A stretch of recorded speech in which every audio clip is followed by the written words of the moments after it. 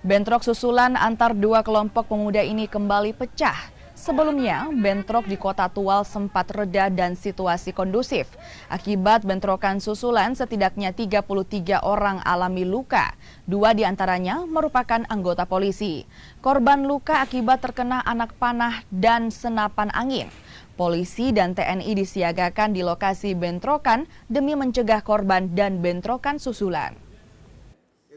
Akibat dari bentrokan tadi, ada beberapa orang yang kembali terluka, diantaranya ada 2 orang personil, 1 Kabag Ops Polres Maluku Tenggara, Polres Tual atas nama Kompol Arsat Rengur, kemudian ada juga Danton Dalmas yang juga terkena luka akibat panah.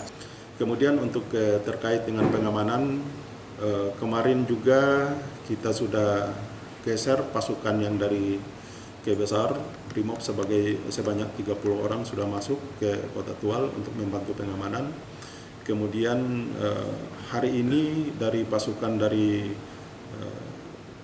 733 ada sementara dikirim ke sana juga, kurang lebih ada 70 orang lebih.